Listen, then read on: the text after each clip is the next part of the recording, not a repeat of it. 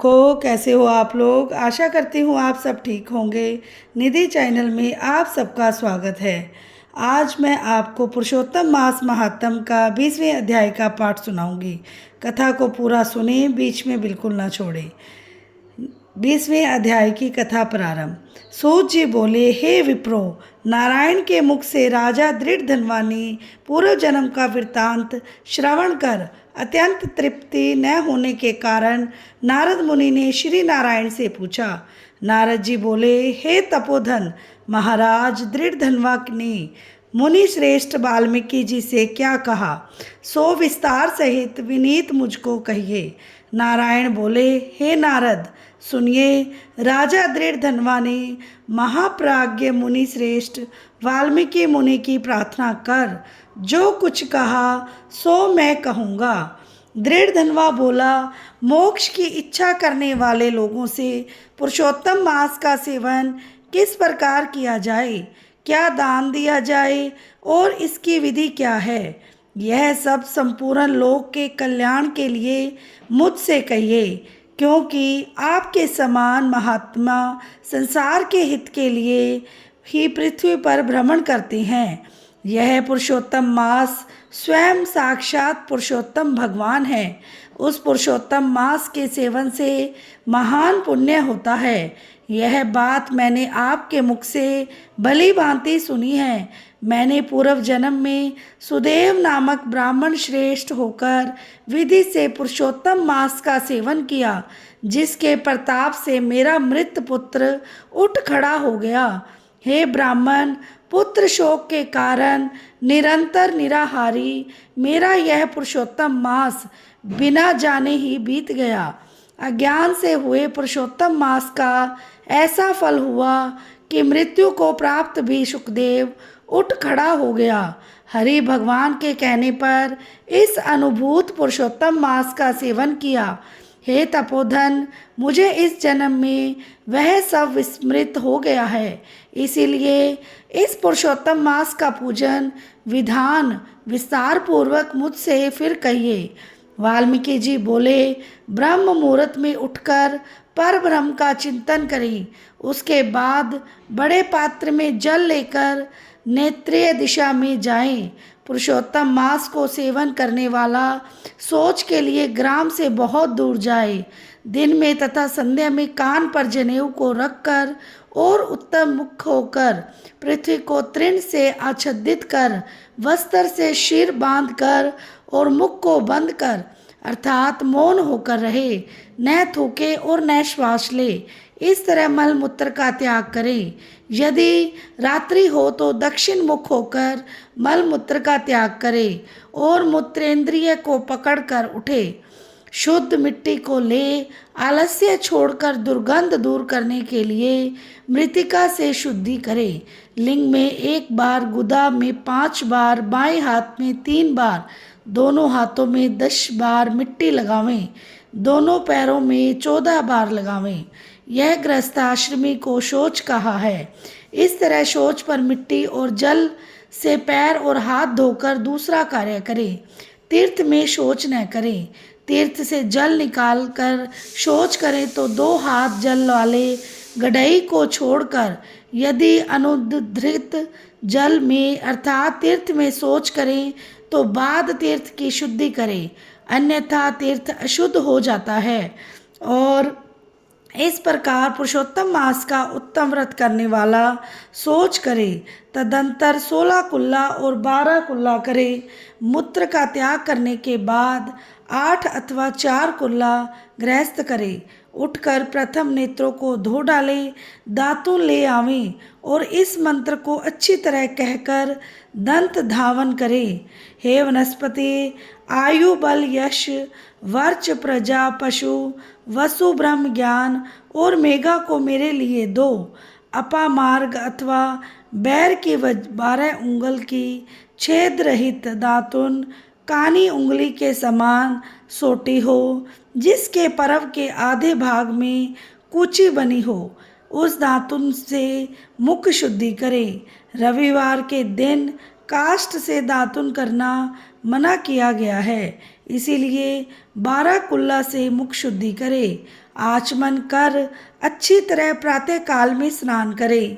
स्नान के बाद उसी समय तीर्थ के देवताओं को तर्पण के द्वारा जल देवें और समुद्र में मिली हुई नदी में स्नान करना उत्तम कहा गया है।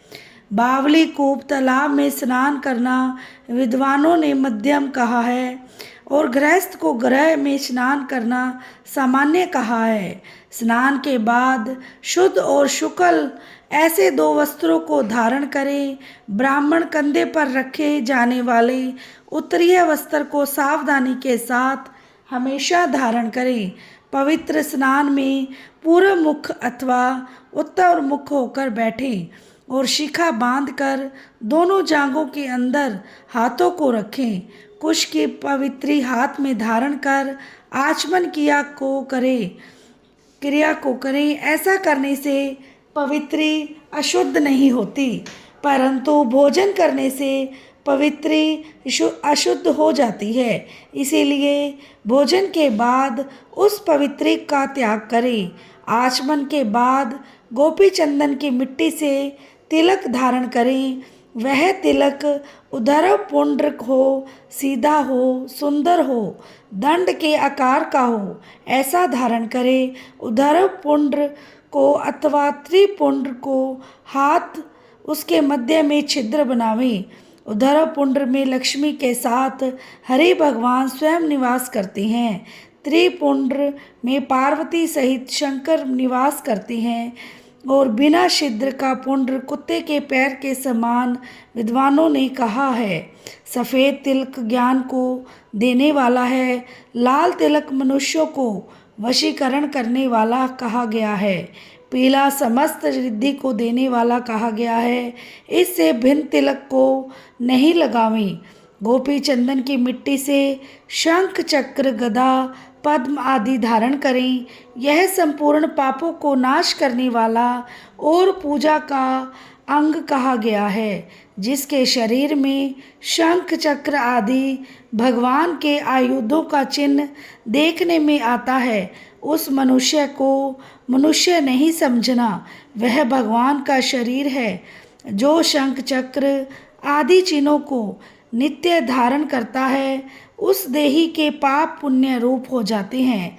नारायण के आयुधों से जिसका शरीर चिन्हित रहता है, उसका कोटि कोटि पाप होने पर भी यमराज क्या कर सकता है। प्राणायाम करके संध्या वंदन करें। प्रातःकाल की संध्या विधि पूर्वक नक्षत्र के रहने पर करें। जब तक सूर्य नारायण का दर्शन न हो तब तक गायत्री मंत्र का जप करें और सूर्य स्थान के मंत्रों से उठकर अंजलि कली बांधकर उपस्थान करें। सायंकाल के समय अपने पैर को पृथ्वी में करके नमस्कार करें। जो कमी रह गई हो उसको इस मंत्र से पूर्ण करें। यस्य समृत्या न नामो ख्यात्याम तपोज्ञ क्रिया दिशु न्यून संपूर्णता याति सदो वंदे तम च्युतम। जो द्विज श्रद्धा के साथ संध्या करता है, उसको तीनों लोक में कुछ भी दुष्प्राय नहीं है। दिन के आदि भाग में होने वाला कृत्य को कहा है। इस प्रकार प्रातःकाल की नित्य क्रिया को करके हरि भगवान का पूजन करें। लिपे हुए शुद्ध स्थान में नियम में स्थित होकर और मौन तथा पवित्र होकर गोबर से गोल अथवा चौकोर मंडल को बनाकर व्रत की सिद्धि के लिए चावलों से अष्टदल कमल बनावें।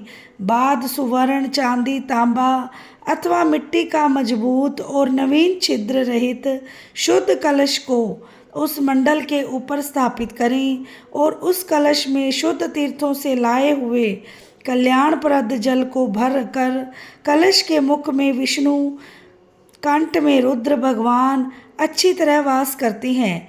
उसके मूल में ब्रह्मा जी स्थित रहते हैं। मध्य भाग में मात्रगण कहे गए हैं। कोक में समस्त समुद्र और 7 द्वीप वाली वसुंधरा, ऋग्वेद, यजुर्वेद, सामवेद और अथर्ववेद, व्याकरण आदि अंगों के साथ सब कलश में स्थित हो। इस प्रकार कलश को स्थापित करके उसमें तीर्थों का आह्वान करें। गंगा, गोदावरी, कावेरी और सरस्वती मेरी शांति के लिए तथा पापों का नाश करने के हेतु होवें। तदंतर उस कलश का मंत्र पाठ पूर्वक गंध, अक्षत, नैवेद्य और उस काल में होने वाले पुष्प आदि उपचारों से पूजन करके उसके ऊपर पीले वस्त्र से लपेटा हुआ तांबे का पात्र स्थापित करें। उस पात्र के ऊपर राधा के साथ हरि की मूर्ति को स्थापित करें। राधा के सहित स्वर्ण के पुरुषोत्तम भगवान की प्रतिमा बनावें और भक्ति से तत्पर होकर विधि के साथ उस प्रतिमा का पूजन करें। पुरुषोत्तम मास के पुरुषोत्तम देवता हैं।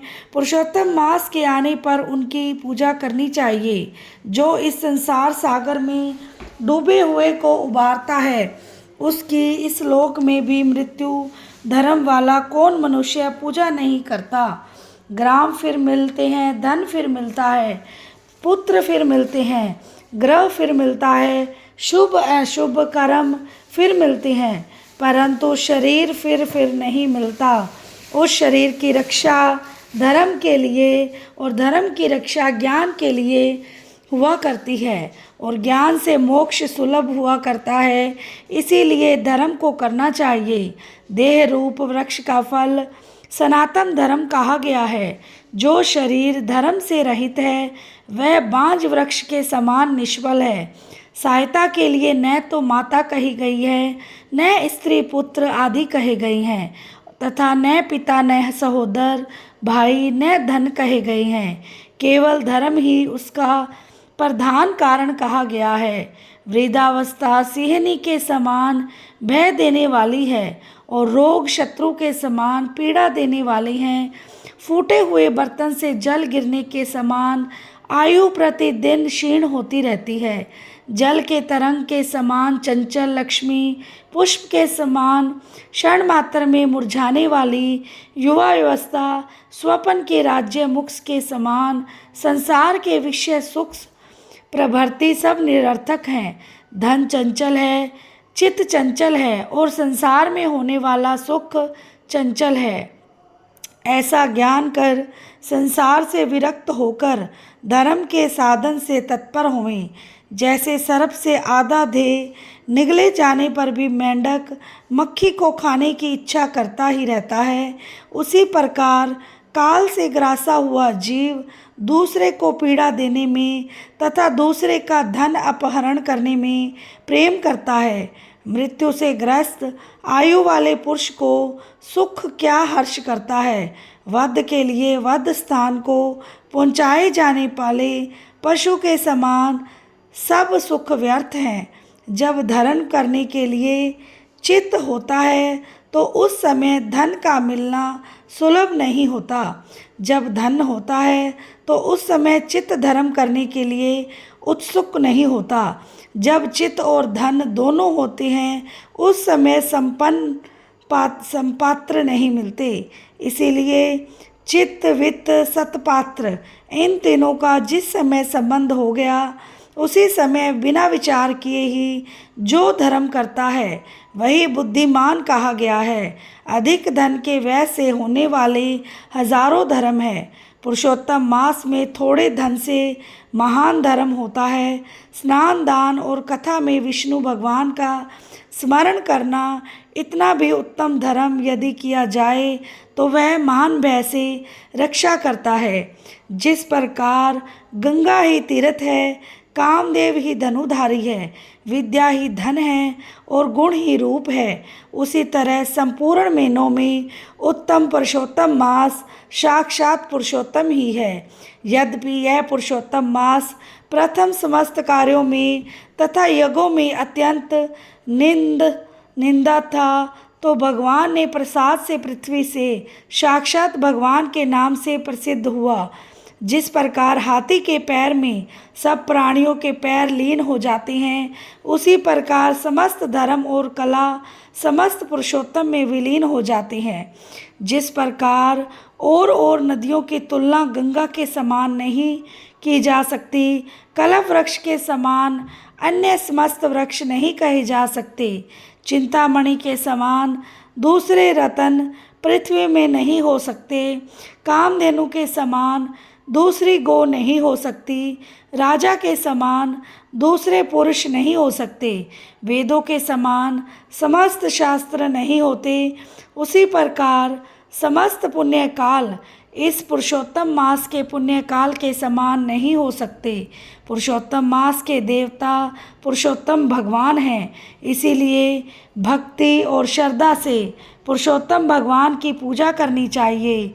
शास्त्र को जानने वाला कुशल शुद्ध वैष्णव सत्यवादी और विप्र आचार्य को बुलाकर उसके द्वारा पुरुषोत्तम की पूजा करें।